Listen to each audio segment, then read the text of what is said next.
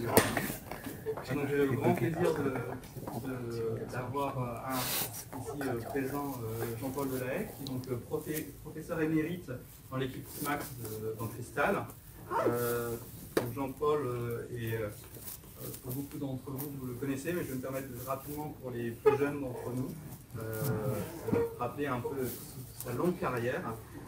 Et avec extraits divers au niveau de sa recherche, puisqu'il a commencé une thèse d'État en analyse numérique. En venant à Lille, il a d'abord travaillé sur Prolog et la logique en informatique. Il a travaillé après dans la complexité de Kolmogorov, appliqué en particulier à la bioinformatique. Il a travaillé sur la théorie des jeux, la théorie du hasard, et depuis quelques années maintenant il s'intéresse à la blockchain et aux monnaies cryptographiques, qui sera le thème de ce séminaire. Non seulement il a fait beaucoup de recherches, mais il a aussi fait beaucoup de vulgarisation. Pour beaucoup d'entre nous, il a versé nos lectures pour la science, en nous introduisant l'informatique. Et puis, mais pas seulement pour la science, il a aussi publié dans diverses revues, Science et Avenir, Tangente, les Nouvelles Archimèdes, le Bulletin Lassif, et était aussi donc, dans le comité éditorial de Interstice, qui est un site de vulgarisation de l'informatique. Et toute cette carrière a été distinguée par différents prix. Un prix d'Alembert en 1998, de la Société des mathématiques, un prix de premier auteur en 1999 de la culture scientifique, du ministère de l'Éducation nationale, et un prix Kuhlmann en 2012 de la Société des sciences et de l'agriculture de Lille. C'est un très grand plaisir de recevoir aujourd'hui Jean-Paul Delahaye pour le Colloquium Polaris.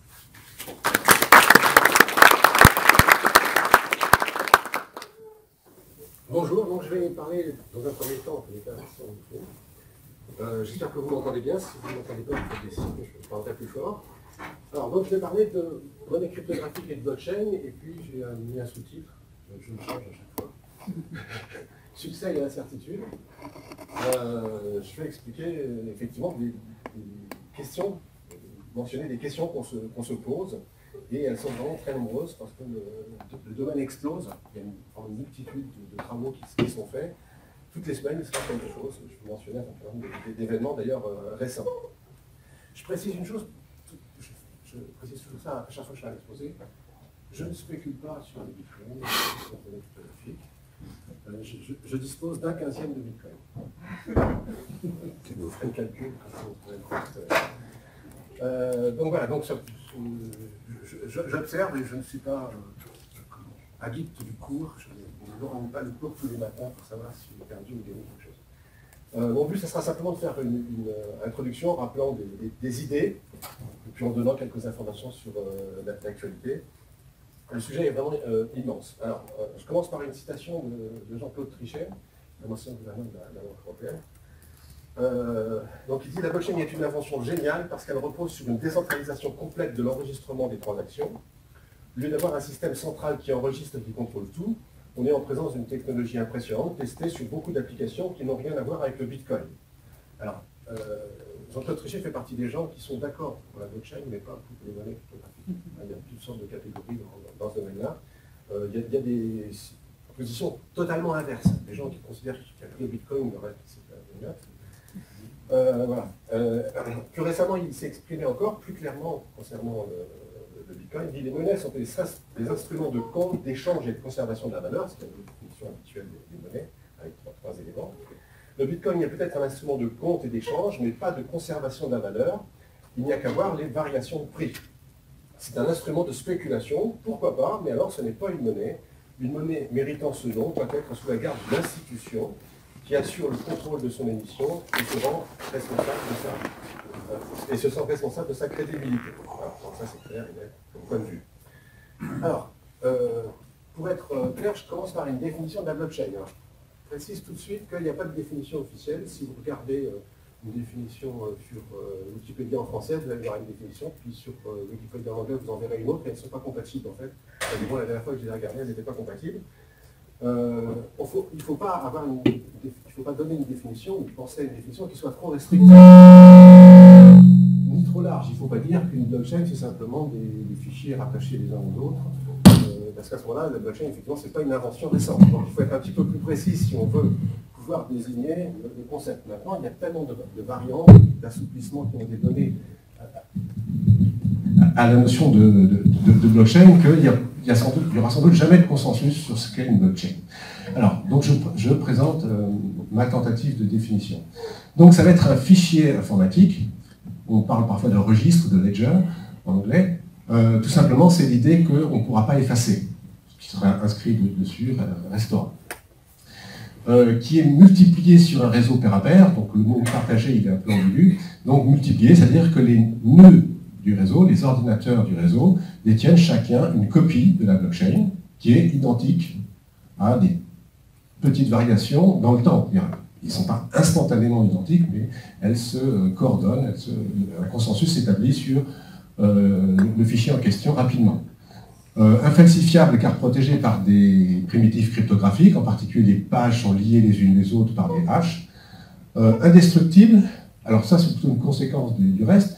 S'il y a 5000 nœuds, même un peu plus comme dans le cas du Bitcoin, s'il y a un nœud qui disparaît, parce qu'il tombe en panne, parce que je sais pas, il se passe un malheur autour de ce nœud, il reste tous les autres nœuds. Donc le fait que que la blockchain soit indestructible, c'est simplement dû au fait qu'elle est recopiée un grand nombre de fois dans chaque nœud d'un réseau pair à pair. Et pour parler de blockchain, en fait, la traduction française correcte, ça serait chaîne de pages, ça serait ça la traduction de blockchain. C'est simplement parce que ce fichier est composé de pages qui s'ajoutent successivement, qui sont validées, datées et qui s'ajoutent successivement. Donc la blockchain évolue au cours du temps, elle évolue en se complétant par de nouvelles pages d'instant en instant. Dans le cas du Bitcoin, c'est une page toutes les 10 minutes à peu près. Dans le cas d'Ethereum, c'est toutes les 15 secondes. Et il y a toutes sortes de variantes. Donc ça, c'est le terme général. Alors, la définition générale. Ensuite, il y a un certain nombre de paramètres qu'on peut faire varier d'une blockchain à l'autre. Alors, tout à l'heure, je vais parler un peu plus précisément de la blockchain du Bitcoin. Les paramètres qu'on peut faire varier, et il y en a une multitude, j'en mentionne que 3, c'est que le fichier en question, il peut être ouvert en écriture et en lecture, c'est-à-dire tout le monde peut écrire dessus. Dans le cas de la blockchain du Bitcoin, tout le monde peut aller écrire dessus, pas n'importe quoi, mais écrire dessus. Tout le monde peut lire, la blockchain du Bitcoin est parfaitement publique, tout le monde peut lire tout ce qu'il y a dessus. Et puis il y a toutes sortes de variantes où, par exemple, seulement certains nœuds du réseau désignés d'une façon ou d'une autre pourront aller écrire, et puis on peut imaginer même des blockchains complètement privées où seulement un certain nombre d'utilisateurs désignés pourront aller lire et écrire dessus l'un ou l'autre. Donc ça c'est pour le fichier, ouvert en écriture ou en lecture. Le réseau, lui, c'est pareil, il y a diverses variantes, il peut être complètement ouvert, c'est-à-dire, ce que j'entends par ouvert ici, c'est n'importe qui peut devenir un nœud du réseau. C'est le cas, par exemple, de la blockchain du Bitcoin, qui est complètement ouverte. Si demain vous voulez être un nœud du réseau, vous pouvez être un nœud du réseau.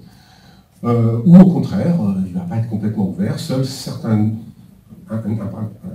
processus de désignation va permettre de désigner certains nœuds. C'est le cas, par exemple, de la blockchain de Ripple, où n'importe qui ne peut pas être un nœud du réseau, il n'y a qu'un nombre de nœuds délimité qui évoluent selon des règles qui peuvent varier évidemment d'une blockchain à l'autre. Et puis autre chose sur laquelle il y a parfois un malentendu, la blockchain du Bitcoin est anonyme. Pour détenir un compte, aller lire dessus, écrire dessus, vous n'avez pas besoin du tout de délivrer votre identité, à aucun moment. Mais ce n'est pas le cas de toutes les blockchains, c'est un paramètre qu'on peut fixer d'une façon ou d'une autre. Voilà. Donc l'identité des utilisateurs peut être masquée ou déclarée. Alors, qui a inventé les blockchains? Là, je rentre un peu dans l'anecdote, mais enfin, c'est amusant aussi, intéressant. Eh bien, c'est un certain Satoshi Nakamoto. En 2008, il publie un papier sur Internet, dans un site, je sais plus lequel. Vous pouvez le trouver très facilement en tapant Satoshi Nakamoto. Et Bitcoin, à mon avis, ça va suffire, on est tout de suite tombé dessus. Le problème, c'est qu'on ne sait pas qui est Satoshi Nakamoto, et que vraisemblablement, ça désigne plutôt un ensemble de personnes. C'est un peu dommage parce que c'est quand même un peu navrant qu'une technologie comme celle de la blockchain, et puis des données cryptographiques, soit inventée par quelqu'un dont aujourd'hui on ignore l'identité. Alors il y a quand même un certain nombre d'hypothèses. Alors d'abord lui-même a dit qu'il aurait travaillé 2 ans à la conception du Bitcoin. vraisemblablement, c'est un groupe de personnes, et en fait, un groupe d'Américains. Clairement, d'après la façon dont il a rédigé son papier et puis les mails qu'on connaît de lui, c'est quelqu'un qui connaît très bien la technologie informatique et en particulier la cryptographie. Alors, on s'est amusé à analyser la façon dont il s'exprime pour essayer de deviner qui, donc faire les trucs de langage, les façons d'écrire, etc. Chose amusante, c'est qu'il posséderait 5% des bitcoins, alors tout simplement parce que les bitcoins qui ont été créés pendant les premiers mois, ils ont tous été sur un même compte. Donc, forcément, c'est celui qui a créé le réseau et qui l'a mis en fonctionnement qui détenait ce compte. Et alors, chose vraiment extraordinaire, c'est que ce compte n'a jamais bougé. Donc, voilà. Donc il y a quelqu'un qui détient l'équivalent de 7 milliards de dollars et qui n'y touche pas. Alors, soit c'est parce qu'il a perdu des clés, hein, ça se peut. C'est quand même peut-être peu probable de la part d'un cryptologue averti, soit parce qu'il y a une autre raison, je ne sais pas si on le saura un jour. Alors parmi les candidats les plus sérieux, c'est Nick Szabo, vraisemblablement c'est lui, qui est à l'origine du Bitcoin, du concept mathématique, donc du protocole tel qu'il a été publié en 2008, mais quand on lui demande si c'est lui, il dit non. Alors Al Finney, on ne peut plus lui demander si c'est lui ou pas, parce qu'il est mort, mais vraisemblablement, ça a été la petite main, ou une des petites mains qui ont aidé à l'implémentation du premier programme permettant de faire fonctionner les nœuds du réseau, du client, du réseau. Voilà. Après, il y en a d'autres. Et en particulier, il y a Craig Wright qui prétend être Nakamoto, mais on est sûr que c'est pas lui parce qu'il a triché en voulant se faire identifier comme le bon. Voilà, donc lui, c'est sûr, c'est pas lui.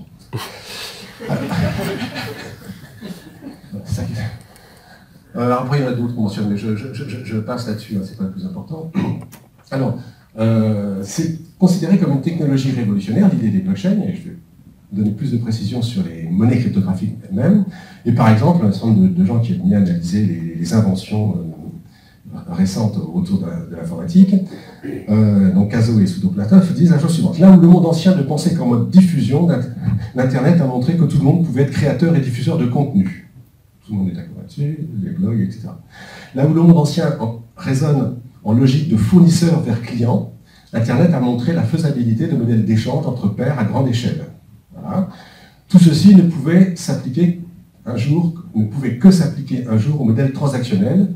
Modèle transactionnel, ce qu'on entend par là, je pense, dans cette phrase, c'est l'idée de faire circuler des objets, ou des jetons, on va parler, qui ont de la valeur, auxquels on peut attribuer de la valeur. A priori, quand on fait circuler une information, une image, un fichier informatique, on ne peut pas lui attribuer de la valeur tout simplement parce que tout le monde peut le dupliquer. Moi, si je vous envoie une image, je la garde, donc je ne peux pas dire que ça vaut 1 euro. Non, puisque je vais vous l'avoir envoyé, mais je vais l'avoir gardé. Donc, il fallait trouver une sorte de technologie, d'idée, pour pouvoir faire circuler des choses sur le réseau qui soient telles qu'on ne puisse pas les dupliquer et donc qu'on puisse leur attribuer de la valeur. Donc la blockchain, je vais expliquer comment, c'est ce qui permet effectivement cette version transactionnelle des réseaux pair à pair. On va pouvoir faire circuler des objets qui ne pourront pas être dupliqués et donc auxquels on pourra attribuer de la valeur. Alors comment marchent les blockchains et pourquoi est-ce que le concept n'a pas été inventé plus tôt? Alors moi je défends une idée, c'est qu'en fait ce qui fait que les blockchains n'ont pas été inventés plus tôt, c'est la puissance de calcul et de mémorisation qui nous a été donnée par la loi de Moore. Si on remonte 40 ans en arrière, les machines, pour un prix donné, étaient 1 million de fois moins puissantes, aussi bien en mémoire qu'en calcul.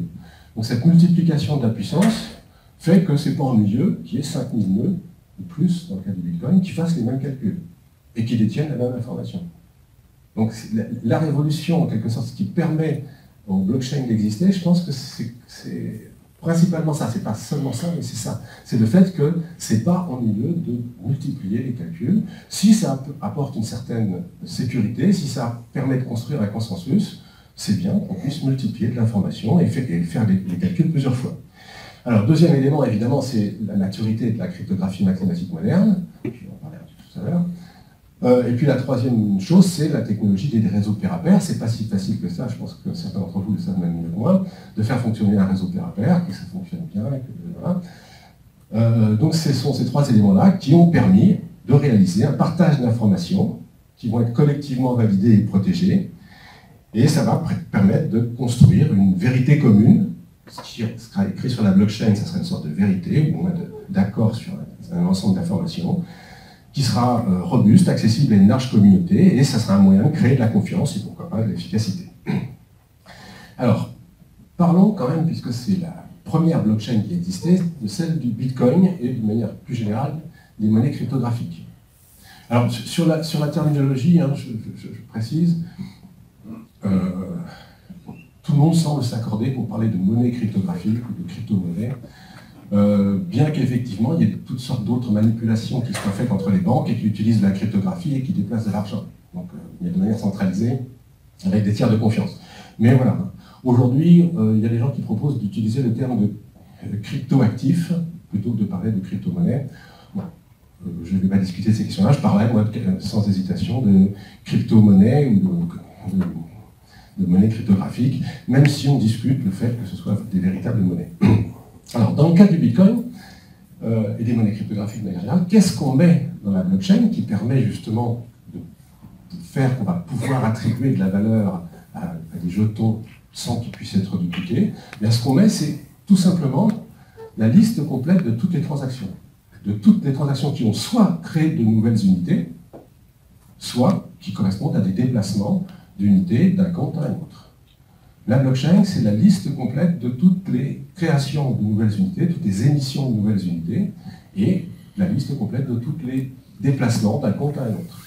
Et si on connaît cette liste et qu'on l'analyse, alors je simplifie les choses, évidemment sur un plan technique, il faudrait donner des détails, eh bien on peut savoir que sur tel compte, il y a 3 bitcoins, que sur tel autre, il y en a un dixième, etc. C'est cette connaissance-là et cette quantité d'informations qui semble très volumineuse, mais c'est pas si volumineux que ça se compte en centaines de gigas, et même pas 200 gigas aujourd'hui, qui permettent donc de savoir qui détient combien de bitcoins et comment ça évolue au cours du temps. Alors dans le cas du bitcoin, les propriétés, c'est que les comptes sont anonymes. Quand vous créez un compte bitcoin, vous ne déclarez pas votre identité. À aucun moment c'est prévu dans le protocole. Donc vous avez des comptes. Chaque compte va comporter deux numéros. Le numéro de compte lui-même, que vous donnerez à quelqu'un si vous voulez qu'il vous envoie de l'argent sur votre compte, c'est un numéro de compte tout simplement. Et puis une clé, un numéro de compte secret, qui vous permettra de signer les transactions quand vous enverrez de l'argent que vous avez sur votre compte à un autre compte, que vous va faire d'autres opérations. Et cette clé secrète, évidemment, il faut la garder pour soi, il ne faut surtout pas la communiquer, il ne faut surtout pas se la faire voler, parce que celui qui détient la clé de votre compte, eh bien, il peut déplacer vos bitcoins et donc les faire aller sur un compte dont lui va avoir le contrôle. Il n'y aura jamais plus de 21 millions de bitcoins en tout. Il y en a 17 millions aujourd'hui qui ont été émis. Alors comment ça a fonctionné? Ça a fonctionné de la manière suivante. Dans les 4 premières années, il y a eu 50 bitcoins qui ont été créés toutes les 10 minutes, à peu près.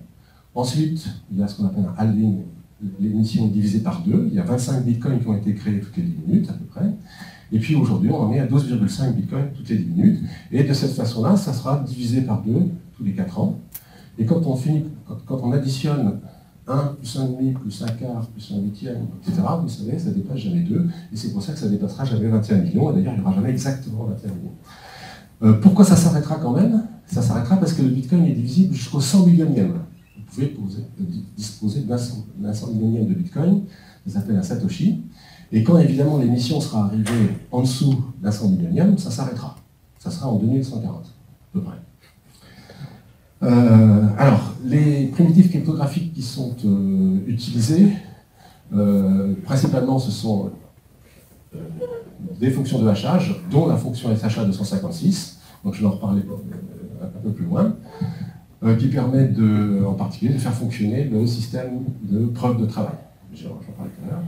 Le système de signature à double clé, donc il y a un truc à base de courbe elliptique, que j'ai mentionné à l'instant.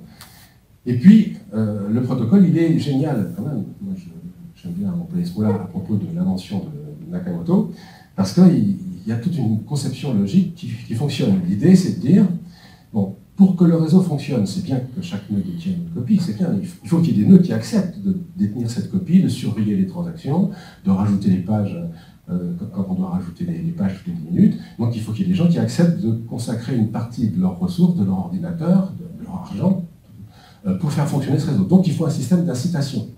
Donc le système d'incitation, c'est très simple. Dans le cas du Bitcoin, c'est la création de nouvelles unités toutes les 10 minutes. 50, je dis, puis 25, puis 12,5, etc. Donc ça, c'est le système d'incitation. Donc il y a une certaine logique. Maintenant, il faut la distribuer, cette incitation. Alors là, il y a un problème que je vais mentionner très rapidement, c'est que l'idée la plus simple pour faire fonctionner le système d'incitation, ça aurait été soit de tirer au hasard l'un des nœuds qui acceptent de détenir la blockchain. Donc s'il y en a 5000, on tire un nombre entre 1 et 5000 et on lui attribue les 12,5 bitcoins toutes les 10 minutes, il rajoute la page, et puis voilà. Soit une autre idée, ça aurait été de diviser cette incitation, s'il y a 5000 nœuds qui participent, en 5000. Voilà, et puis, mais ça nécessiterait d'abord de bien connaître les nœuds, ce qui n'est pas le cas à cause de l'anonymat qui est associé aussi bien au compte qu'à la gestion des nœuds. Et puis surtout, ça aurait été sujet à ce qu'on appelle les attaques civiles. Les civiles attaques, c'est des attaques d'un réseau pair à pair où l'un des utilisateurs multiplie artificiellement son identité. Au lieu d'apparaître sous une identité, en ayant une blockchain pour faire les opérations qu'il a à faire, ben, il apparaîtrait sous 2 noms, sous 10 noms, sous 100 noms, sous 1000 noms. Et évidemment, il multiplierait ses chances de pouvoir attribuer l'incitation si c'était un des deux systèmes que j'ai évoqués à l'instant, un nœud tiré au hasard toutes les 10 minutes ou une distribution en divisant l'incitation par le nombre de nœuds. Donc ce n'était pas possible pour Nakamoto de choisir un système de ce type-là pour attribuer l'incitation. Donc il a sans doute longtemps réfléchi, il connaissait un certain nombre de choses, et en particulier il connaissait les preuves de travail, et c'est le principe qu'il a adopté pour distribuer l'incitation. Alors les preuves de travail, c'est la chose suivante, c'est de poser un problème qui va nécessiter, pour être résolu, de mener une grande quantité de calculs. Et puis, ce problème étant posé, une sorte de concours entre tous les nœuds, et le premier qui réussit à résoudre le problème se voit attribuer l'incitation, 12,5 bitcoins, plus, puisque c'est comme ça que fonctionne le réseau, le droit d'ajouter la nouvelle page à la blockchain. Donc ça, c'est très bien. Alors, quel est ce concours très précisément? Ce concours, c'est ce qu'on peut désigner sous le terme de « il faut inverser partiellement la fonction de hachage ». Alors, vous savez que quand on a une fonction de hachage, c'est le cas du SHA 256, et qu'elle fonctionne bien, vous prenez un fichier, c'est facile de calculer son empreinte, son hash. Par contre, si je vous donne un hash et que je vous demande de trouver un fichier qui est ce hash-là, normalement, c'est impossible. C'est pas impossible dans l'absolu, mais c'est impossible en pratique, parce que le nombre de hash est trop grand, et les fonctions de hachage qui sont utilisées, et c'est le cas du SHA 256, ont cette propriété qu'on ne sait pas inverser le hash. Alors, le concours, lui, ça va consister non pas à inverser complètement le hash, c'est-à-dire je donnerai 256, 0 ou 1, et je demanderai de trouver un fichier qui commence qui est ces 256, mais ça va être de fixer un début du hash. Par exemple, on va dire, le gagnant, c'est celui qui va me trouver un fichier, donc il y a une certaine contrainte sur le fichier pour pas qu'on puisse faire les calculs à l'avance, trouver un fichier qui vérifie la contrainte, je ne la précise pas, dont le hash commence par exemple par 40 zéros. S'il n'y a aucun moyen d'inverser, quand on calcule le hash, qui est le cas pour une fonction comme le SHA 256, à chaque fois qu'on calcule le hash d'un fichier, c'est comme si on tirait au hasard les 256 0 ou 1 qui sont produits. La seule façon de trouver un fichier qui commence par 40 zéros, c'est d'en calculer beaucoup, de varier le fichier.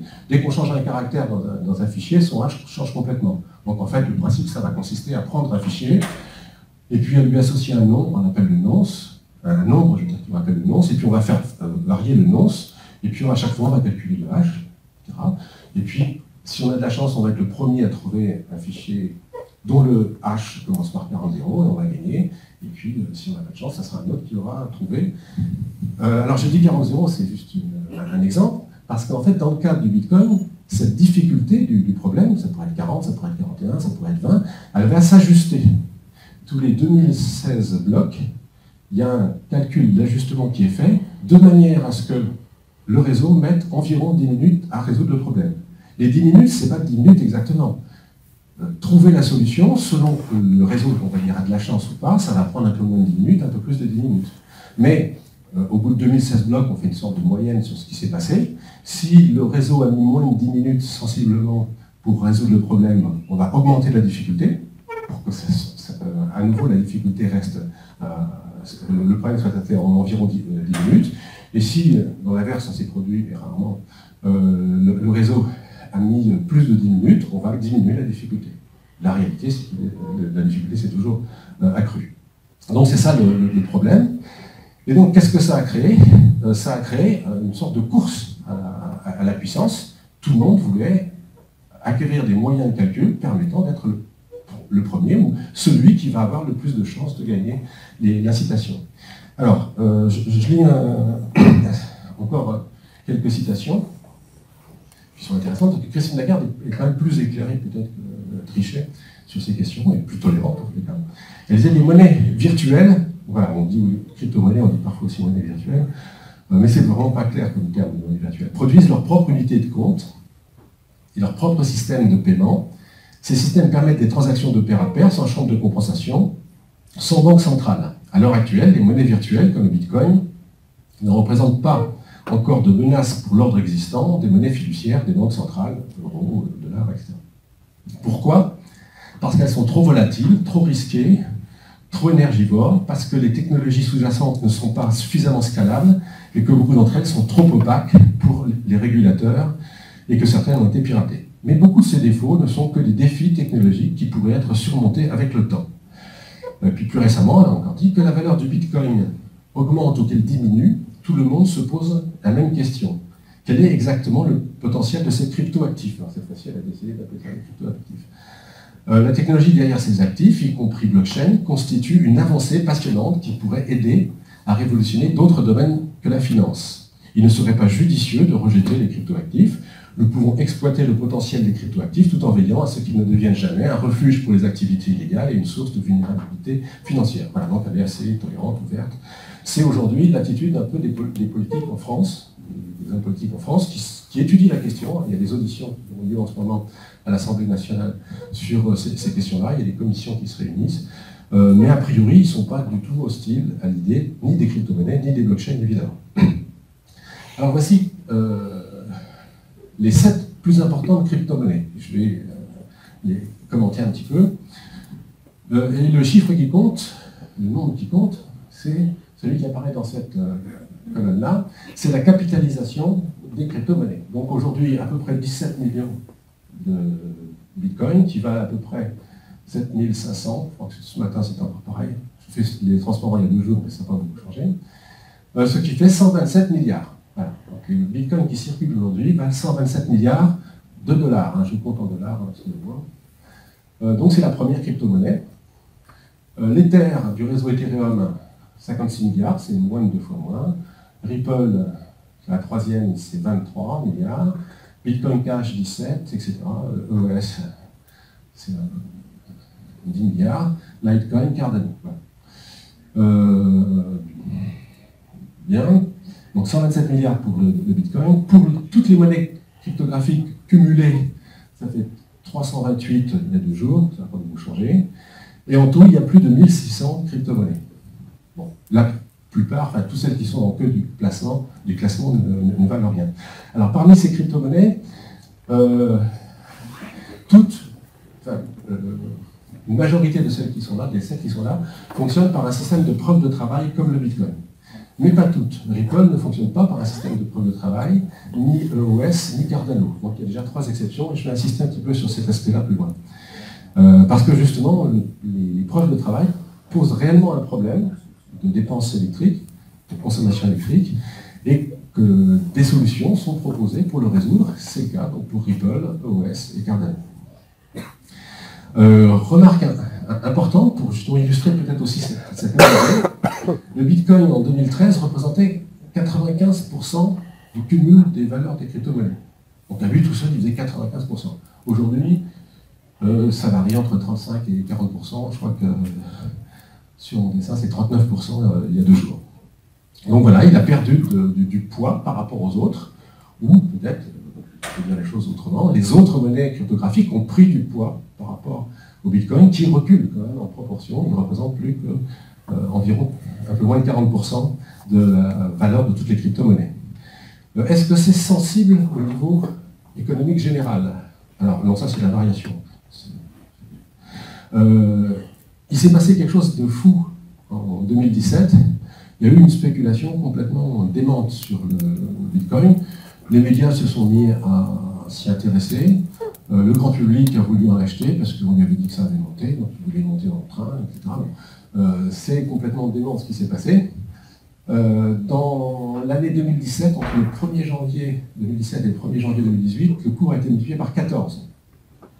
Si on se réfère simplement à la période des 12 derniers mois, donc du 29 mai 2017 au 29 mai 2018, on est passé de 1291 $ à 7481. Le cours a été multiplié par 6. Pourquoi? Parce qu'en fait, bon, là, il est passé à 20 000, mais après, bon, ça s'est un peu calmé. Il a perdu plus de la moitié de sa valeur depuis qu'il valait 20 000. Mais, j'insiste quand même sur ce point, si on regarde sur les 12 derniers mois, son cours a été multiplié par 6. Si vous en avez acheté il y a un an, vous avez 6 fois plus. Et il n'y a pas beaucoup d'actifs qui ont été vu leur valeur multipliée par 6. Donc voilà, c'est un phénomène spéculatif. Moi, je pense que c'est plutôt négatif. Ça brouille l'image. Il y a des gens qui sont déçus, ils ont acheté quand c'était au plus haut, et évidemment ils ont perdu les 2 tiers de leur, la moitié ou les 2 tiers de leur valeur, ils ne sont pas contents de leur argent. Bon, je pense que ça brouille les choses, n'empêche qu'aujourd'hui ça reste quelque chose qui n'a pas du tout perdu toute sa valeur par rapport à ce que ça valait il y a un an ou il y a 2 ans. En 3 mois, bon, c'est une baisse de 33%. Est-ce que ça va se poursuivre? Voilà, je ne fais pas de pari. Alors, est-ce que c'est important par rapport aux autres choses qui ont de la valeur dans le monde économique? Alors, ici, j'ai mis le Bitcoin, 127, donc c'est en milliards de dollars. Toutes les crypto-monnaies, 328. Amazon, 492, bon, on va dire 500. Et puis, il faut comparer aux monnaies. Donc, ici, j'ai mis uniquement la valeur des billets qui circulent en dollars. Donc, c'est 1500 milliards. Alors, est-ce que 127 c'est beaucoup par rapport à 1500? Oui, c'est pas mal, mais bon, on n'y est pas non plus. Aujourd'hui, même si on cumule toutes les crypto-monnaies 328, ça représente 1/5 des dollars qui circulent sous forme de billets. Donc c'est pas négligeable, c'est quelque chose qui sur un plan économique commence à porter du poids, mais si toutes les crypto-monnaies s'effondraient complètement du jour au lendemain, ça n'aurait pas une incidence économique très très grande. On compare souvent le Bitcoin à l'or. Toute l'or sur Terre, les évaluations évoluent d'un expert à l'autre, c'est entre 6 000 et 8 000 milliards de dollars. Donc le Bitcoin n'est pas du tout les crypto-monnaies. Pourquoi est-ce qu'on compare à l'or? La raison c'est que il y a un nombre limité de Bitcoins qui vont être émis, 21 millions. Et c'est un petit peu ce qui se passe aussi pour l'or. L'or, tout d'un coup, quelqu'un ne peut pas mettre massivement de nouveaux lingots sur le marché, parce que voilà, c'est tout, il faut aller les extraire. Ça coûte beaucoup d'énergie et d'argent d'aller extraire. Donc il y a une quantité limitée d'or, et c'est aussi ce qui crée la confiance. Quand vous détenez une pièce d'or ou un lingot en or, vous savez que personne n'a le pouvoir d'en imprimer, c'est le cas pour le billet, une quantité massive qui ne ferait pas de la valeur. Donc, dans le cas du Bitcoin, puisque tout le monde, tous les gens du réseau surveillent que le protocole est bien respecté, et que ce protocole dit qu'il n'y aura jamais plus de 21 millions, il y a une sorte de confiance, je ne vais pas dire analogue, parce que c'est pas assez différent, mais qui est à mettre en parallèle avec la confiance pour les détenteurs d'or et les gens qui acceptent de payer l'or au prix où il vaut aujourd'hui. Donc voilà, alors je commande pas les autres valeurs, c'est beaucoup et c'est peu, voilà, à vous de juger. Alors des événements récents autour des crypto-monnaies, il y en a tous les jours.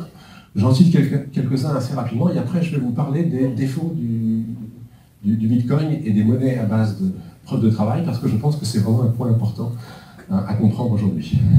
Alors, il y a un ajustement technique qui a permis d'envisager de créer ce qu'on appelle Lightning Network. C'est une sorte de couche sur le réseau de Bitcoin qui va permettre de faire des transactions au beaucoup plus grand nombre. Aujourd'hui, le nombre de transactions par seconde, comme je le rappelais tout à l'heure, c'est aux alentours de 4 transactions par seconde, au maximum 6, mais ça ne peut pas aller beaucoup plus loin. Pour pouvoir en faire plus, ce qui est nécessaire si le réseau Bitcoin devait vraiment se substituer un jour au réseau de cartes bancaires ou à PayPal, etc., il faut être capable d'en faire plusieurs milliers par seconde. Et le réseau Bitcoin n'est pas capable de le faire aujourd'hui, tel qu'il est. Donc, l'ajustement technique, là, il a permis d'envisager de développer Lightning Networks qui avance progressivement de mois en mois. Il y a quelque chose d'assez amusant qui s'est produit le 1er août 2017. Il y a eu un fork.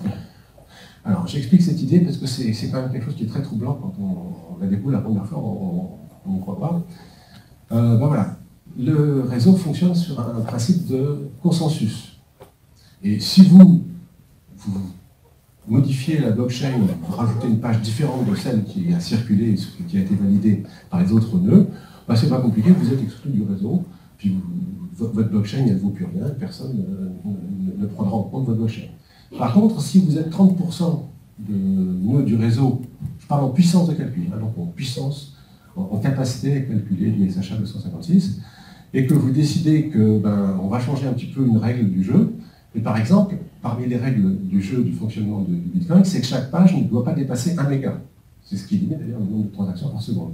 Et si vous considérez que ce n'est pas suffisant et que ça serait mieux que les pages puissent contenir jusqu'à 8 mégas, vous allez modifier un tout petit peu le client du réseau et puis avoir une variante du Bitcoin qui va accepter les pages de 8 mégas ou de 1 méga. Et si vous êtes 30% du réseau à faire ça, qu'est-ce qui va se passer? Le réseau va devenir deux réseaux. Il y a ceux qui n'accepteront pas les pages de 8 mégas, donc on va dire les Bitcoin normales, classiques, qui refuseront donc les nouvelles pages de 8 mégas qui seraient proposées par certains nœuds du réseau, et puis il y a ceux qui vont les accepter, et puis eux, ils auront une blockchain qui sera différente. Donc il y aura deux blockchains.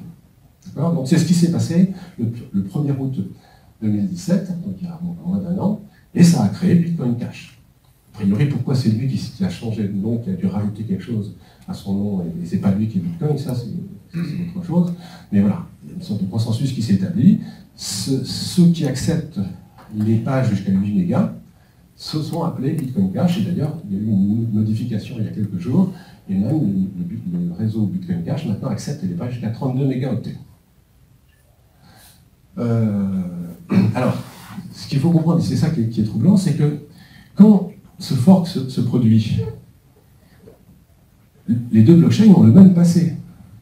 Donc si vous avez sur votre compte un Bitcoin, le lendemain du fork, vous avez toujours un Bitcoin sur votre compte en Bitcoin, et puis sur le réseau Bitcoin Cash, vous avez un Bitcoin Cash. Voilà. Est-ce que c'est tout bénéfice? Ça, c'est notre histoire. Normalement, ça aurait dû un peu faire baisser la confiance qu'on a dans le fonctionnement du Bitcoin, et donc ça aurait dû faire baisser sa valeur, et puis finalement, peut-être que vous auriez eu un Bitcoin qui valait 70% de sa valeur, et puis 30% pour le reste. Bon, c'est pas exactement ce qui s'est produit, parce que les fluctuations de cours sont trop erratiques et trop violentes, et donc on n'a pas vu effectivement une baisse, et ceux qui avaient des Bitcoins, le 1er août 2017, ils se sont retrouvés avec plus d'argent, en équivalent dollars, qu'ils en avaient le 31 juillet. Bon. C'est un petit peu bizarre, c'est comme ça. Pendant très longtemps, les gens des crypto-monnaies, en particulier du Bitcoin, ont tout fait pour éviter ce fork. Parce qu'ils pensaient que ça ferait perdre de la crédibilité au Bitcoin. Et puis quand le fork s'est produit, non, finalement ça n'a pas fait perdre de crédibilité. C'est un peu bizarre, ça fait vraiment partie des événements qu'on arrive à interpréter après coup, et sur le coup, personne n'avait vraiment anticipé. Alors après, il y a eu un autre fork, et puis il y en a encore eu bien d'autres depuis, je ne les ai pas mentionnés, le 24 octobre, qui a créé Bitcoin Gold. Mais là, la façon dont ça s'est fait a vraiment été soumis à beaucoup de critiques, donc il y a eu beaucoup d'ennemis, donc il a eu beaucoup moins de valeur, d'ailleurs il vaut que 43 $. Et puis d'ailleurs récemment, et je pense que c'est lié au fait aussi que la façon dont il a été émis, dont ce fork a été fait, a été considéré comme pas très correct sur le plan des principes. Donc il a été attaqué, il subit une attaque 51% là, il y a quelques jours. Donc il y a eu un vol qui a été fait suite à cette attaque. Les attaques, 51%, je vais en reparler, ce sont des choses qui nécessitent une puissance de calcul très importante. Donc, comme le Bitcoin Gold, le réseau Bitcoin Gold, lui, était beaucoup plus faible du fait qu'il avait réussi à attirer moins de nœuds du réseau pour le soutenir, il a été plus facile à attaquer que ne le serait le Bitcoin Cash ou le Bitcoin encore plus. Alors, parmi les événements, mais j'aurais pu en citer 50 000, hein. En septembre et décembre 2017, le gouvernement chinois a interdit les ICO, donc ce sont des sortes de crypto-monnaies qui sont émises pour faire de la levée de fonds pour les entreprises, c'est des sortes de crypto-monnaies, on peut dire, et les plateformes d'échange. Les plateformes d'échange, c'est ce qui vous permet, vous, si vous voulez échanger vos euros contre des bitcoins, d'aller acheter des bitcoins sur une plateforme d'échange. C'est ce qui permet de la rencontre entre l'offre et la demande. Vous avez des bitcoins que vous voulez en vendre, ou vous avez des euros et vous voulez acheter du bitcoin, vous allez rencontrer quelqu'un qui va vous les vendre, et c'est comme ça que le cours du bitcoin s'établit. C'est pour bien comprendre cette idée-là. Donc voilà, en septembre 2017, le gouvernement chinois, qui était très tolérant vis-à-vis des crypto-monnaies, des ICO, etc., et des plateformes d'échange, les a interdites. Il a ensuite menacé aussi les usines de minage, dont je vais parler tout à l'heure, mais en fait, malgré ces menaces, il ne les a pas interdits, et aujourd'hui, il y a toujours une partie très importante du minage de Bitcoin qui se fait en Chine. 10 décembre 2017, la bourse de Chicago émet des contrats à terme sur le Bitcoin, c'est-à-dire c'est des paris sur la façon dont le cours va évoluer. C'est une façon pour le Bitcoin d'être reconnu par une bourse, ce qui n'était pas trop le cas avant. Il y a une sorte d'hostilité du monde de la bourse et des banques vis-à-vis du Bitcoin, qui partiellement est levé par cet événement du 10 décembre 2017. 2017, et je vais revenir encore, il y a prise de conscience qu'il y a un coût électrique que j'ai qualifié dément ici, des preuves de travail. Je vais y revenir. Les ICO, donc ce sont d'autres, c'est ce que je disais, ce sont des sortes de jetons qui sont émis par des entreprises qui veulent s'autofinancer, enfin qui veulent se financer, qui veulent faire de la levée de fonds, et donc elles émettent des tokens, on dit des jetons, par un système qui est basé le plus souvent sur la blockchain d'Ethereum et qui leur permettent de vendre des jetons à un certain prix qui ensuite ces jetons sont cotés et ça leur permet d'avoir de l'argent pour s'acheter des machines et tout ce qu'elles veulent pour développer leur activité.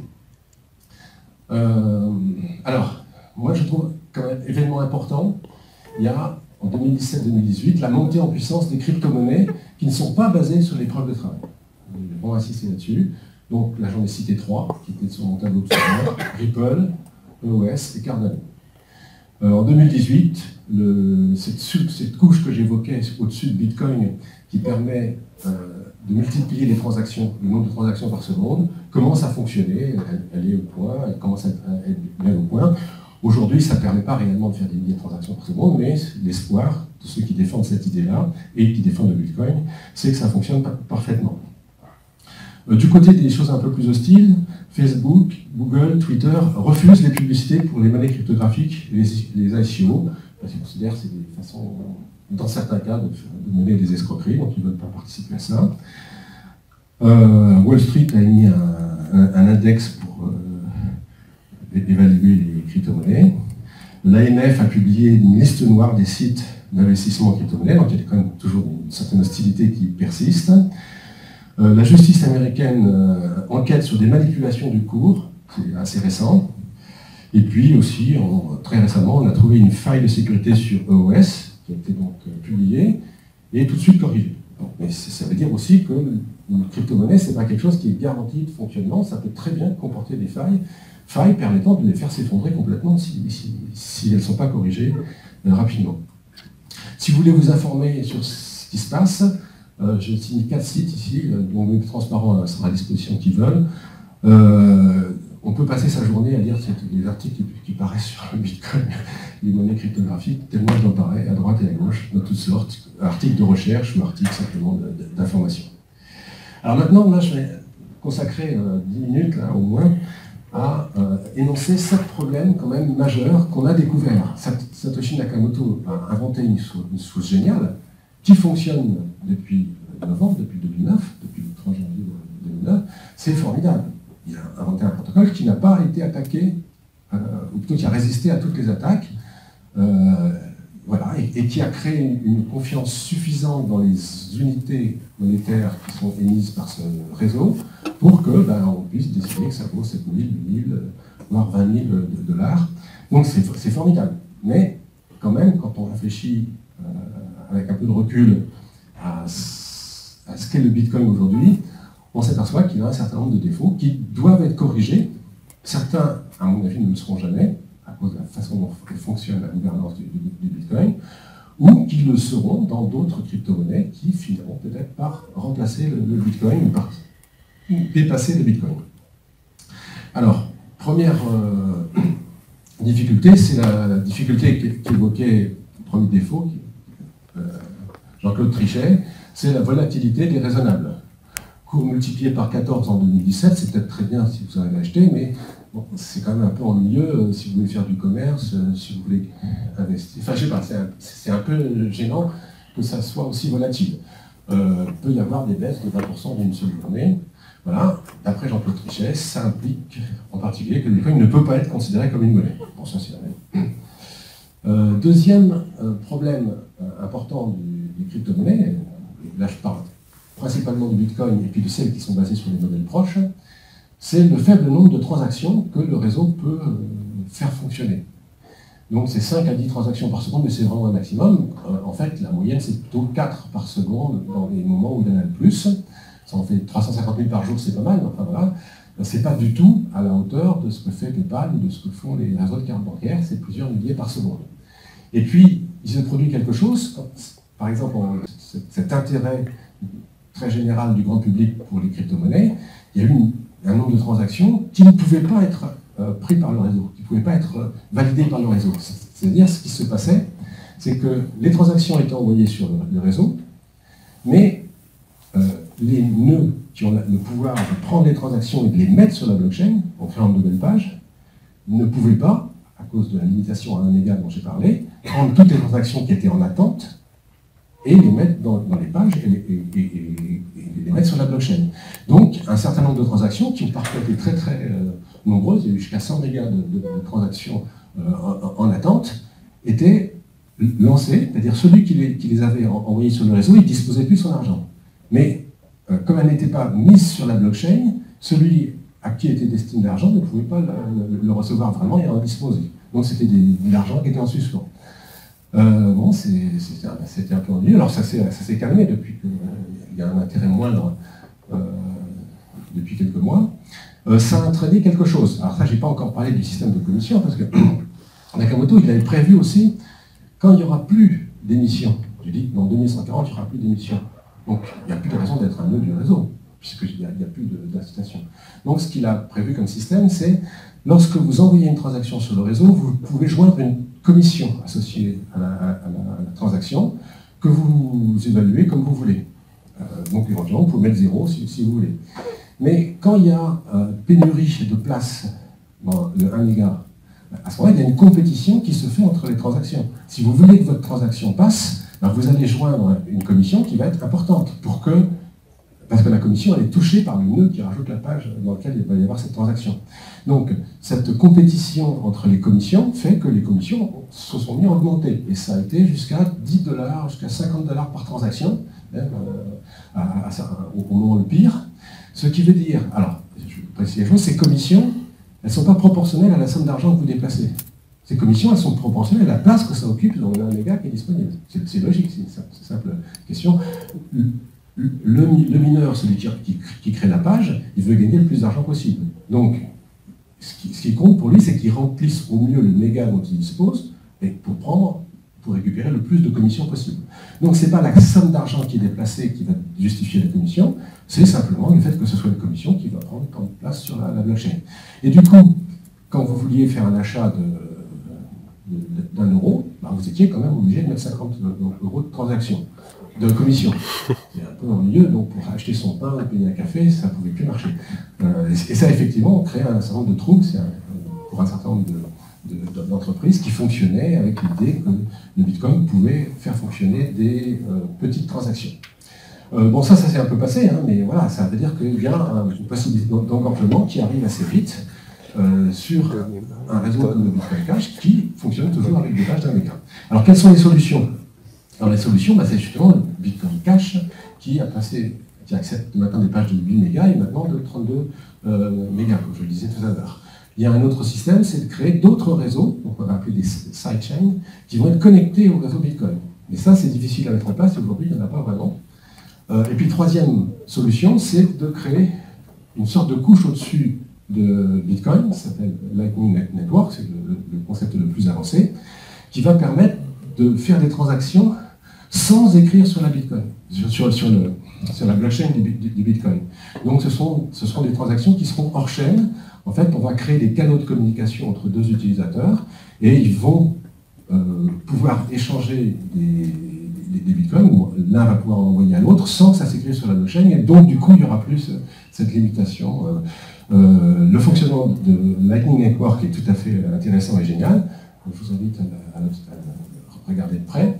Je ne peux pas le décrire comme ça en quelques mots, mais l'idée c'est qu'on peut effectivement avoir une sorte de garantie presque équivalente à celle du fonctionnement de la blockchain avec ses écritures multiples, sa multiplication C2, sans avoir à tout écrire sur la blockchain. Donc voilà, il y a des gens qui croient beaucoup à ça. Moi je suis un petit peu réservé, mais... Troisième défaut.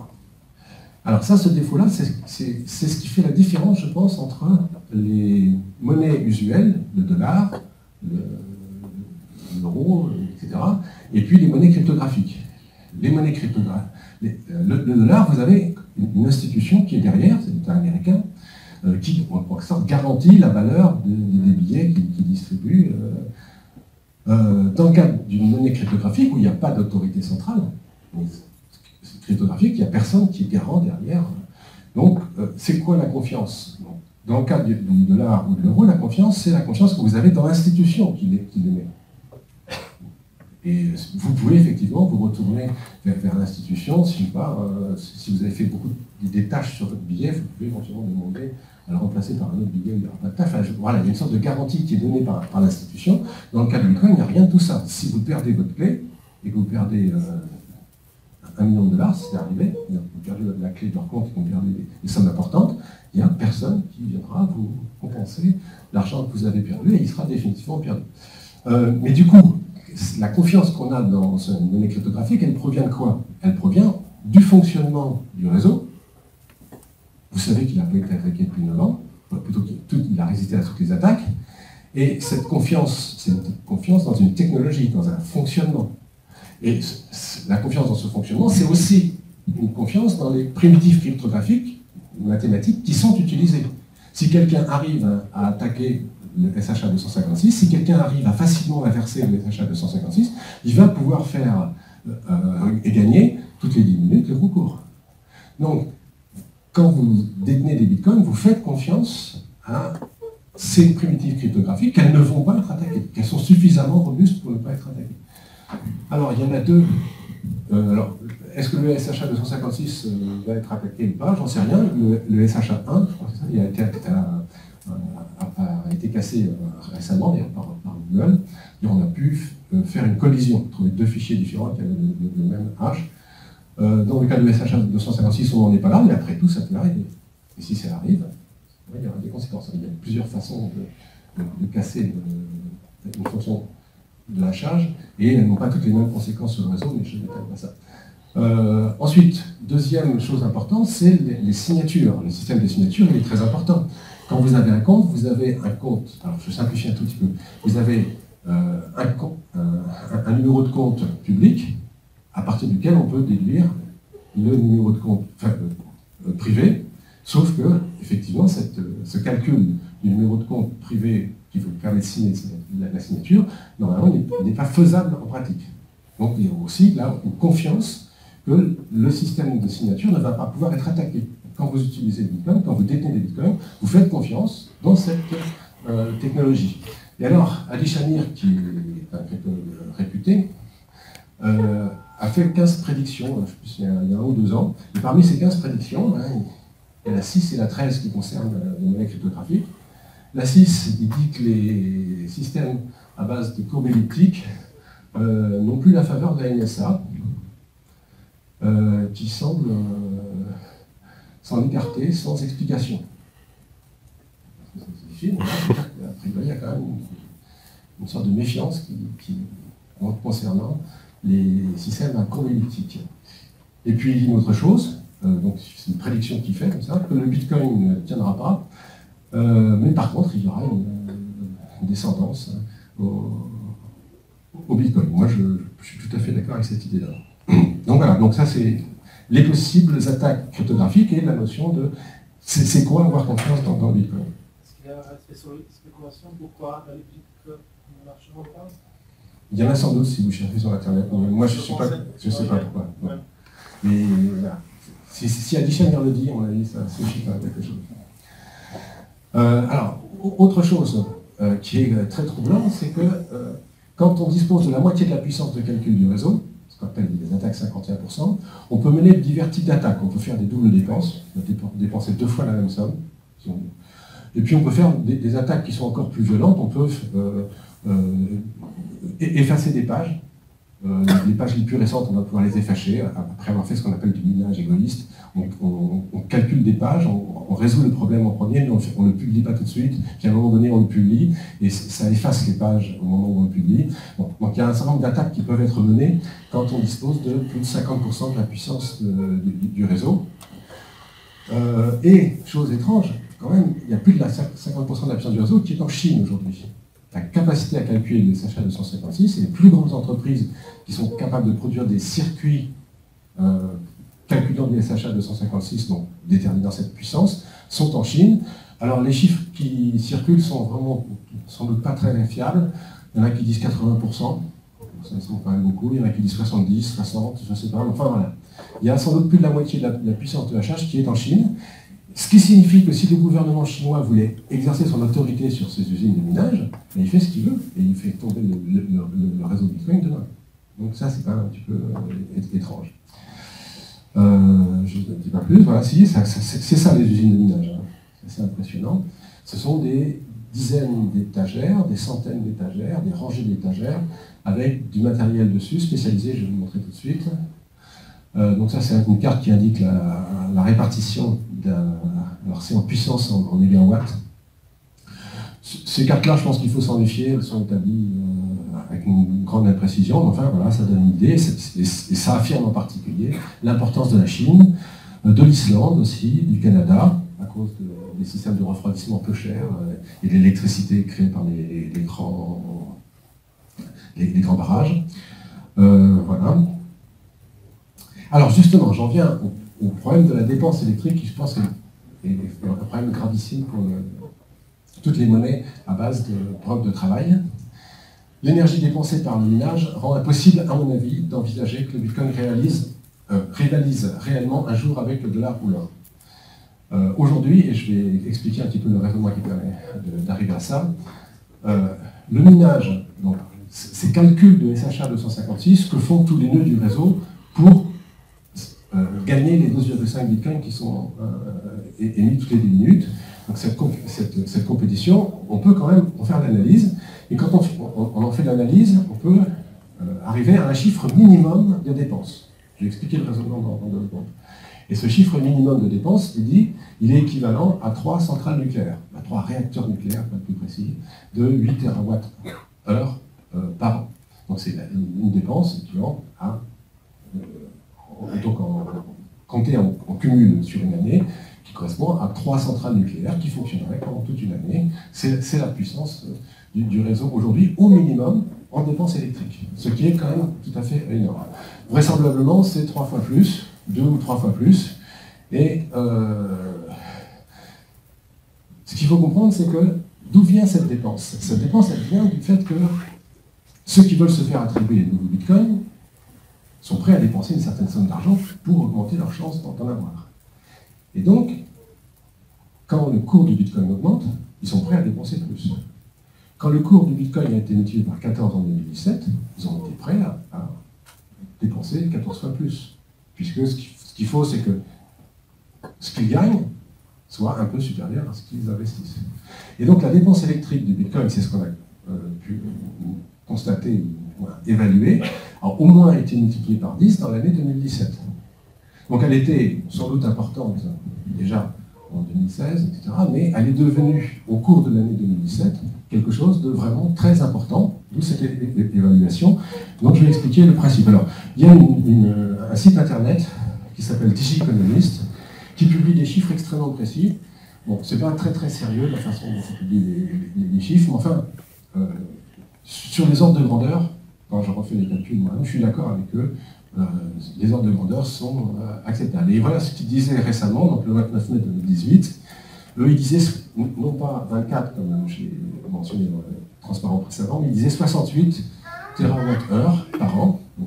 Donc, en nombre de centrales nucléaires, une centrale nucléaire c'est 8, c'est un calcul.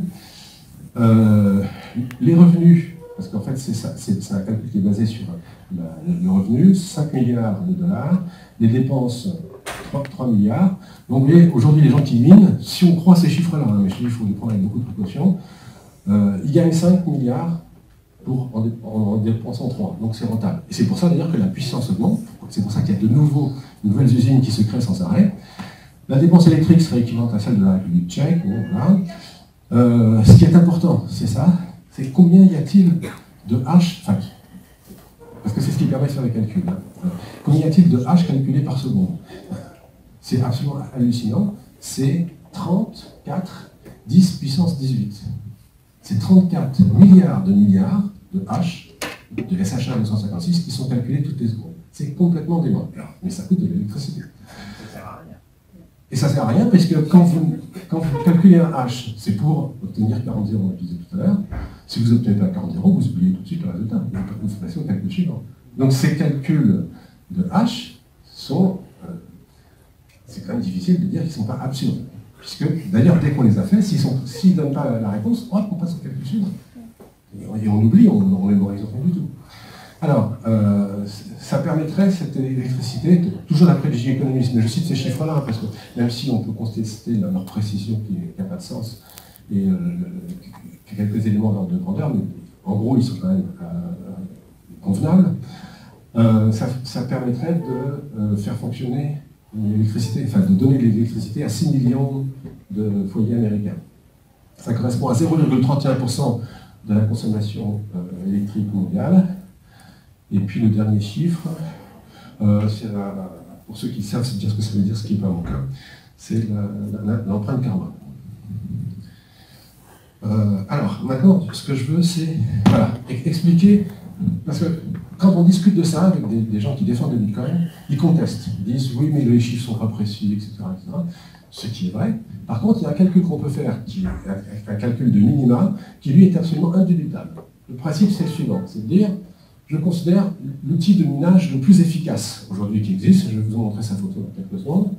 L'outil de minage le plus efficace, c'est le hot mineur. Il y en a un qui est en train d'être, qui commence à être vendu, qui a une puissance équivalente, mais à 4% près, donc ça n'a pas changé le résultat.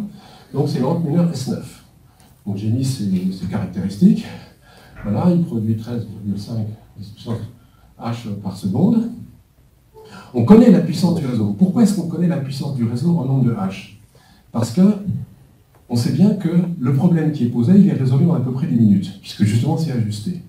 Et pour que le problème soit résolu en 10 minutes, il faut que le réseau ait une certaine puissance. Donc à partir de la difficulté des problèmes qui sont posés toutes les 10 minutes, on peut savoir que le réseau a une certaine puissance en nombre de calculs. Donc voilà, pour calculer, ici j'ai fait le calcul, c'est il y a quelques jours, pour arriver au 28, là, tout à l'heure j'ai cité un chiffre un peu plus haut, j'ai cité plus de 30, au 28 10 puissance 18 H par seconde, il faut 2 millions d'appareils hot mineur S9. Donc aujourd'hui ce serait 2 300 000, enfin bon, 2 millions. Et ces 2 millions, quand on multiplie par leur puissance, qui est 2323 watts, et qu'on fait le calcul sur l'année, on arrive à 24 TWh. Et ça, c'est un minimum. C'est un minimum parce qu'on suppose que tout le monde est en train d'utiliser l'outil de minage le plus efficace. Ce qui n'est pas le cas. Il y a des tas de gens qui minent avec des outils efficaces, des outils qui sont moins efficaces. Et puis, quand on fait ce calcul, le calcul de cette façon-là, on ne mesure pas la quantité d'énergie électrique qui est dépensée pour faire fonctionner les radiateurs qui refroidissent les usines. Et on ne compte pas non plus l'électricité qui est utilisée pour fabriquer les puces. Le hot mineur S9, il contient 184 puces spécialisées dans le calcul du SHA 256. Il faut les fabriquer, ça dépend de l'électricité. Donc, quand on arrive à ce chiffre de 24 TWh, c'est un minimum absolu, c'est certainement beaucoup plus. Donc je suis économiste à la même date, il arrivait à 30 fois plus. Alors voilà, Bitmain, c'est la firme qui fabrique les appareils les plus puissants, le voilà, le Hotmiller S9, qui contient 189 plus ASIC. Voilà le genre de bâtiment dans lequel, ce qu'est une usine, c'est plusieurs bâtiments, des rangées d'étagères, etc. Voilà le concurrent qui vient d'apparaître et qui est fabriqué avec des puces sans Machine. Voilà, donc les grands constructeurs de puces aujourd'hui considèrent que c'est quelque chose d'intéressant. Il y a un autre constructeur, c'est AMD, qui a gagné beaucoup d'argent grâce au minage, mais ce n'était pas grâce au minage du Bitcoin, c'était grâce au minage de l'Ether. Pour miner l'Ether, en fait, on n'utilise pas des puces ASIC spécialisées, en fait, on utilise des cartes graphiques, parce que l'algorithme de minage de l'Ether, il nécessite beaucoup de mémoire, donc les puces ASIC, jusqu'à très récemment, n'étaient pas utiles, et les gens qui voulaient miner l'Ether utilisent des cartes graphiques, et le cours des cartes graphiques a augmenté l'été dernier, et ça a fait gagner beaucoup d'argent à AMD. Sixième défaut du Bitcoin, il faut que je surveille un peu l'heure. Le modèle de gouvernance est mal pensé. Oui, pourquoi? Alors je dis très rapidement, je ne vais pas détailler. Parce qu'aujourd'hui, quand on veut faire des mises à jour, des évolutions du protocole, des clients du réseau, et en fait, ça se fait par une sorte de vote implicite. Si tous les nœuds du réseau sont d'accord, tous les nœuds du réseau vont faire la mise à jour qui est proposée, et pour laquelle il y a une discussion, éventuellement une sorte de vote qui va être associé à chaque page, etc. Enfin, bon, il y a un système, mais comment fonctionne essentiellement ce système? Il fonctionne par un système de consensus ou de vote, où c'est la puissance de calcul dont vous disposez qui détermine la puissance de votre vote. Donc si vous disposez 10% de la puissance de calcul de SHA 256, en gros, vous avez 10% de vote quand des décisions comme ça vont être prises.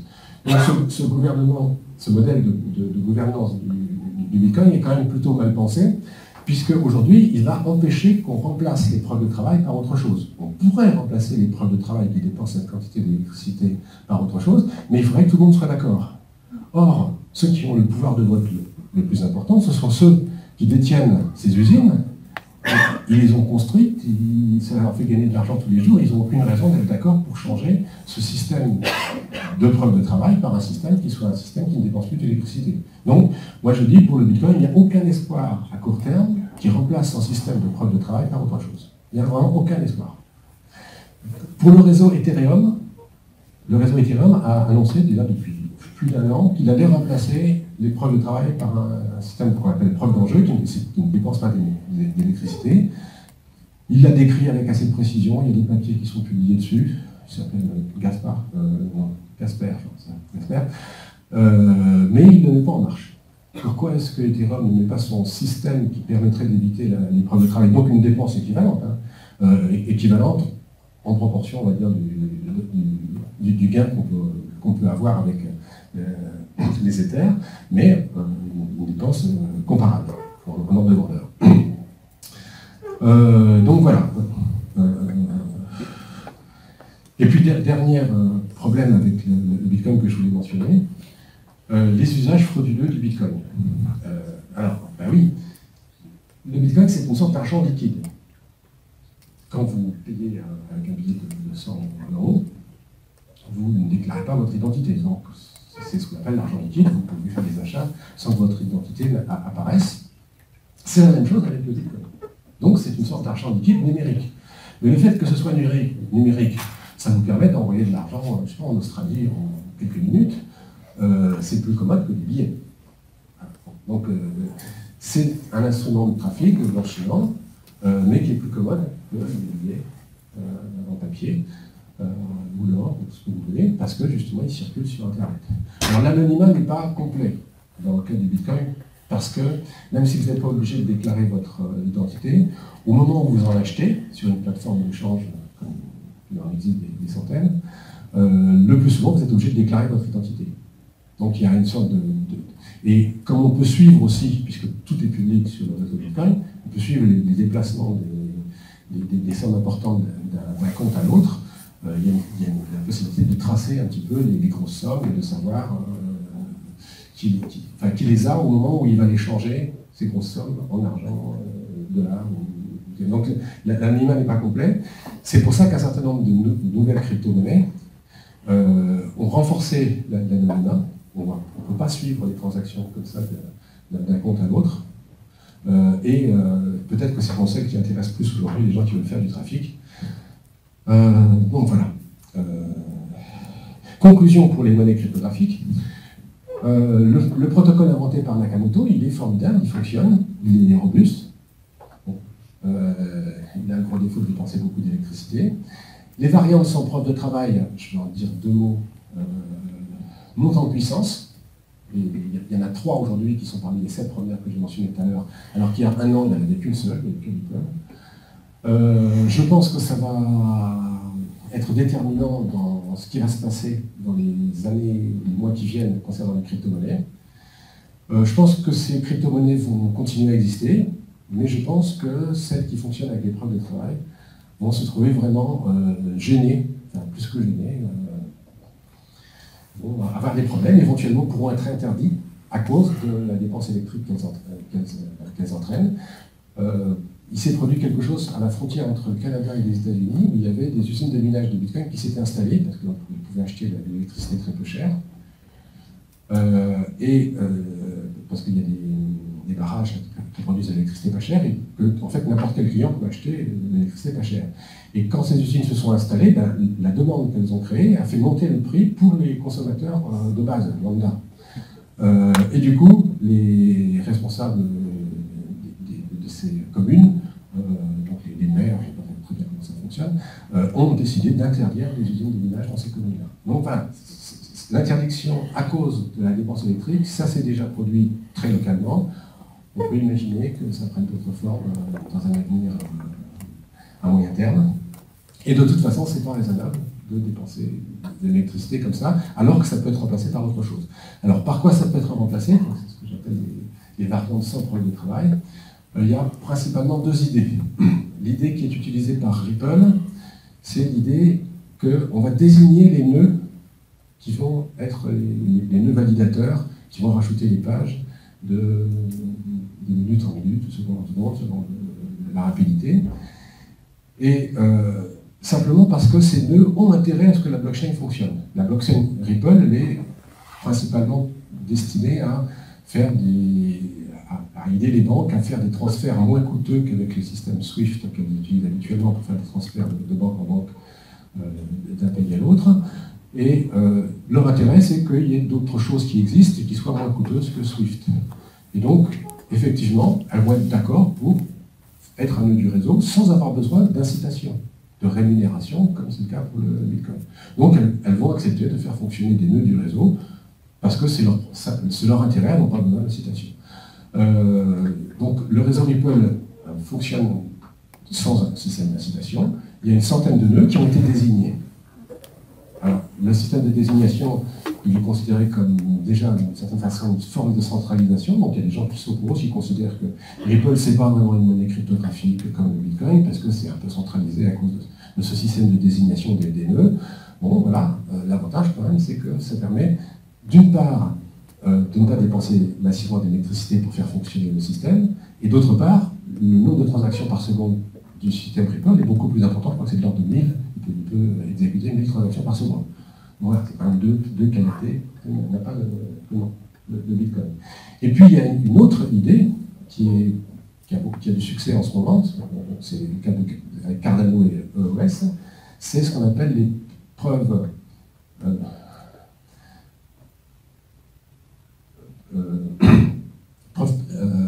par enjeu, c'est ça? Non, c'est en enjeu, on dit. Les preuves d'enjeu, proof of stake.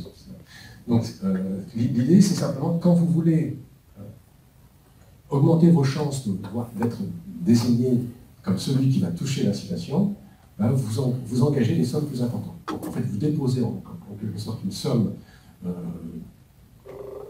que vous jugez bonne, et en fonction de cette somme que vous avez déposée, vous augmentez votre chance. Si vos chances d'être désigné, si au moment où vous êtes choisi, vous faites correctement le problème, enfin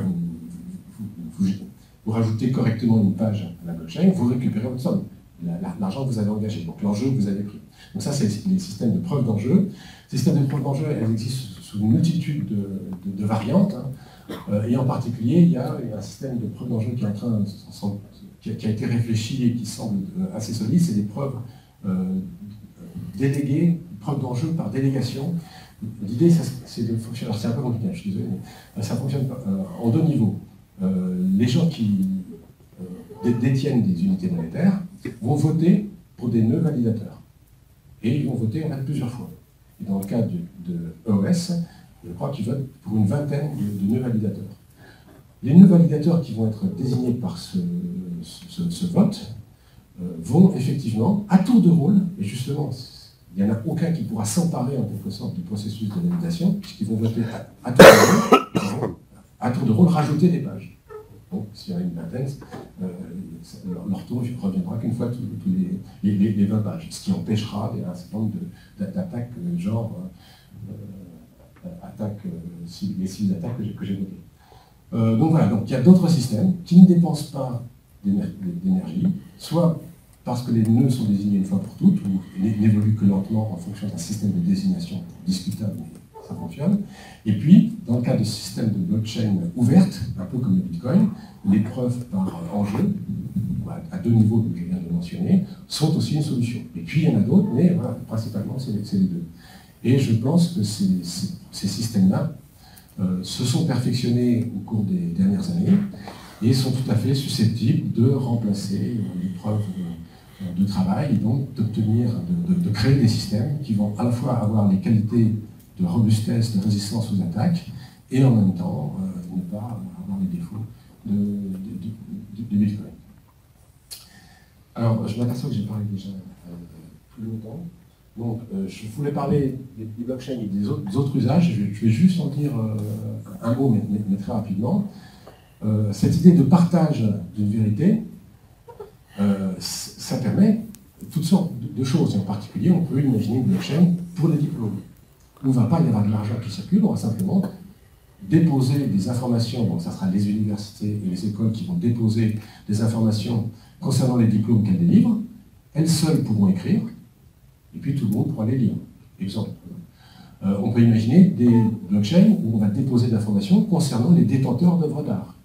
Pourquoi? Parce que le jour où vous voulez acheter une œuvre d'art, quelqu'un se présente à vous, et vous pourrez aller vérifier sur la blockchain que celui qui veut vous la vendre, c'est bien le détenteur tel que la blockchain l'a stocké. On peut imaginer des blockchains, il en existe, entre assureurs et réassureurs, où ils partagent de l'information sur leur contrat, parce que c'est une façon d'établir une sorte de consensus entre, donc je crois qu'il y a une quinzaine d'assureurs et de réassureurs qui ont créé une blockchain de ce type-là, qui leur permettent d'être d'accord sur les contrats qui ont été signés. Donc toutes sortes de systèmes où on va partager de l'information, où cette information va être vérifiée parce qu'elle va avoir été écrite et sera infalsifiable puisqu'elle aura été écrite et consolidée. Toutes sortes de systèmes peuvent être imaginés, et aujourd'hui, toutes sortes de systèmes sont effectivement imaginés, mais j'en dis pas plus puisque j'ai déjà dépassé mon temps. Donc, pareil.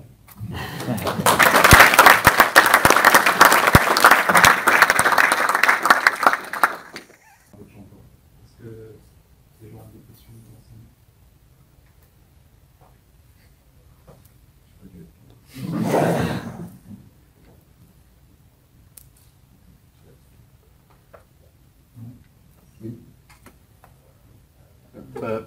Vous disiez le problème des preuves de travail.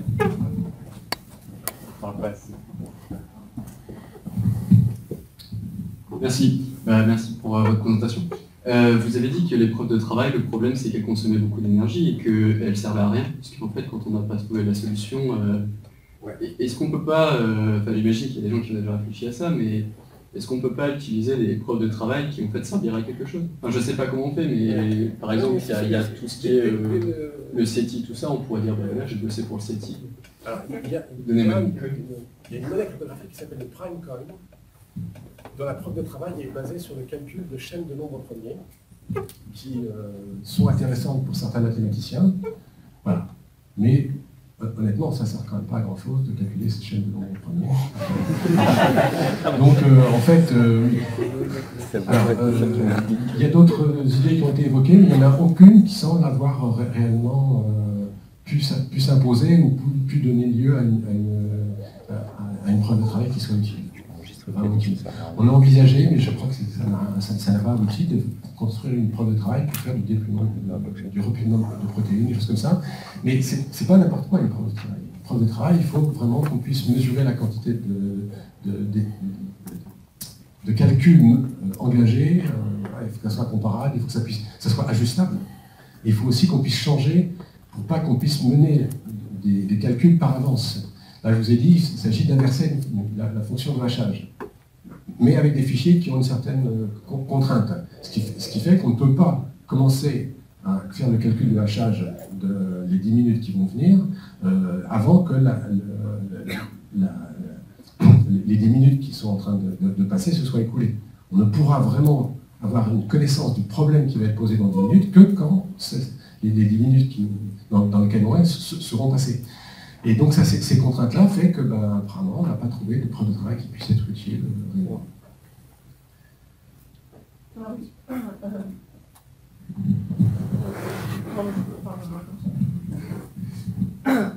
Est-ce qu'il est envisageable que le protocole intègre des resets à un certain moment de la blockchain? C'est-à-dire que j'imagine que pour l'instant, la blockchain stocke tout l'historique des transactions qui ont été effectuées, sauf qu'au bout d'un moment, ça va enfler, puis ça va demander de plus en plus de mémoire. On va faire une sorte de garbage collector.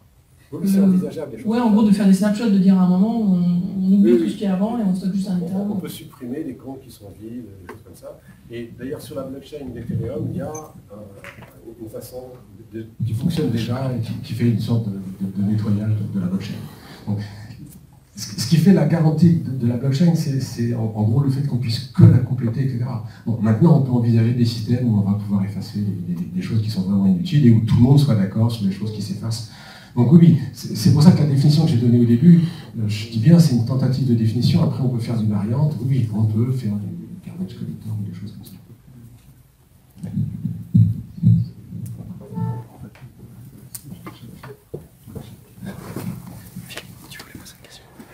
Oui. Oui. Non, ma question c'était juste qui c'est qui pose les problèmes à résoudre toutes les 10 minutes?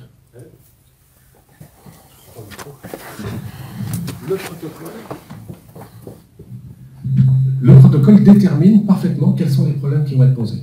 Mais le problème qui va être posé dans 10 minutes, même si le protocole le définit parfaitement, on ne peut le connaître que quand le moment est arrivé. Donc, c'est Nakamoto en 2008 qui a défini, je simplifie un peu, les problèmes qui seraient posés toutes les 10 minutes, c'est inverser partiellement la fonction de hachage avec des contraintes sur le fichier qu'on recherche.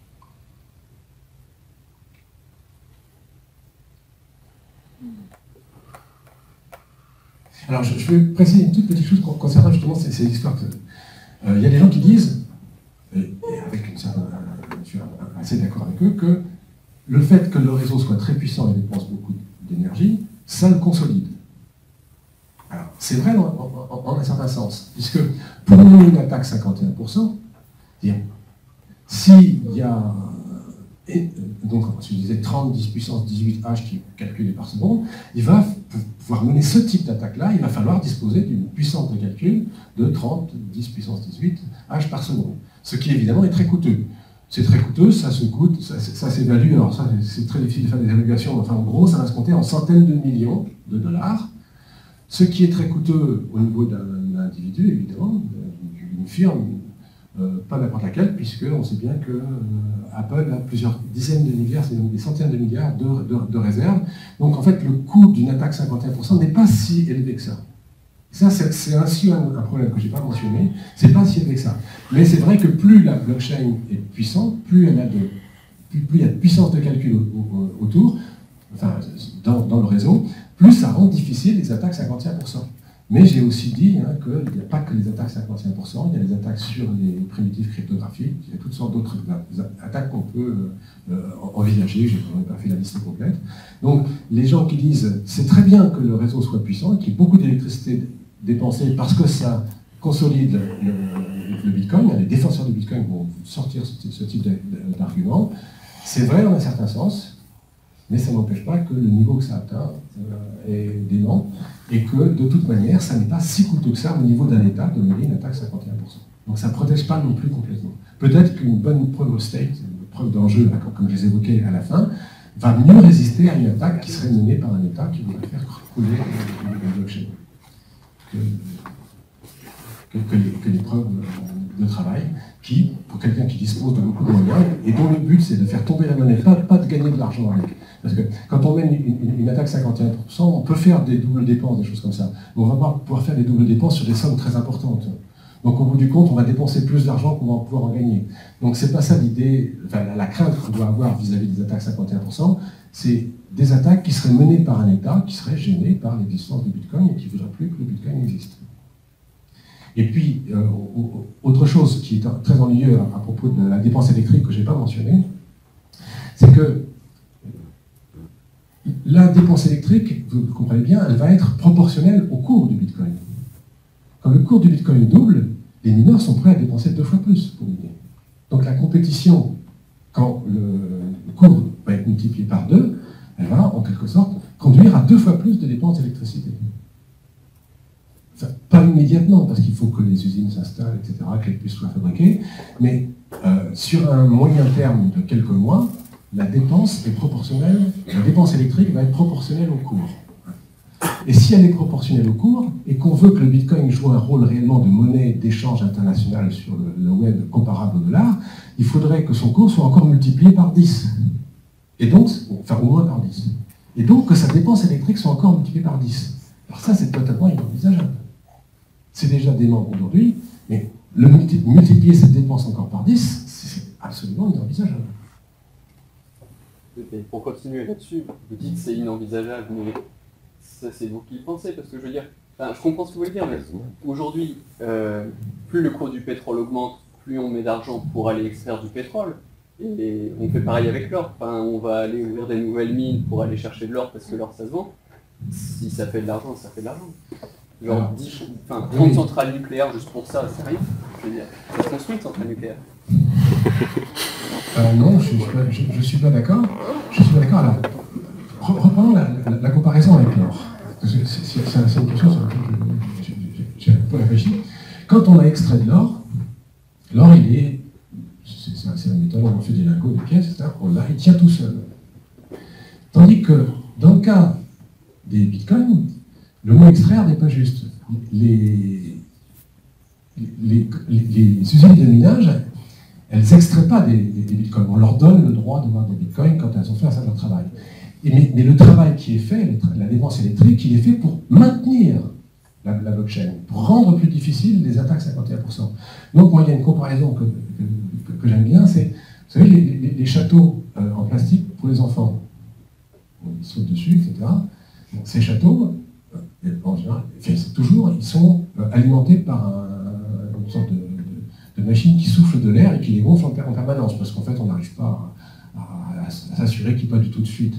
Bon, le Bitcoin, il est comme ça. Le Bitcoin ne peut tenir que si on continue sans arrêt à dépenser de l'électricité pour maintenir la solidité de la blockchain qui est liée à cette dépense électrique. Donc, c'est pas comme l'or. L'or, une fois que vous l'avez extrait, il faut le cacher, etc. Mais enfin, il tient tout seul. Le Bitcoin, il faut sans arrêt souffler de la dépense électrique pour qu'il se maintienne. Donc, c'est pas comparable vraiment. Et puis ici, autre argument, puisque vous disiez, c'est envisageable si c'est utile. Alors, moi, je veux bien, mais Google publie des chiffres sur sa dépense électrique. C'est en gros 3 TWh. Donc, tous les data centers de Google, c'est moins d'une demi-centrale nucléaire. Est-ce que c'est vraiment raisonnable que le Bitcoin fasse, alors on va dire, 10 centrales nucléaires, alors que tous les data centers de Google font une demi-centrale nucléaire? Non, ça ne semble pas envie, alors. Et comment ça se passerait concrètement? C'est ça la question. Pourquoi, quand je dis c'est pas envisageable, c'est une idée abstraite. Je dis c'est pas envisageable parce que, comme ça s'est produit pour les cartes graphiques qui permettent de nommer de l'Ether, ça ça a eu une incidence sur le prix des cartes graphiques. Donc si vous êtes un grand amateur de jeu et que vous changez votre carte graphique, vous devez la payer aujourd'hui plus cher parce qu'il y a des gens qui minent de l'Ether. Donc si ce qui se passe pour le Bitcoin continue, que son cours monte, votre électricité que vous libérez, vous devrez la payer plus cher parce qu'il y a des gens qui minent du Bitcoin. À un moment donné, les autorités politiques agiront et prendront des mesures pour rendre ça, pour éviter ça. Donc moi je pense que non, c'est pas envisageable et concrètement ça se passera par des actions, enfin des mesures politiques qui seront prises par les autorités. Je pense qu'on va continuer les débats en prenant un café et des petits gâteaux à côté.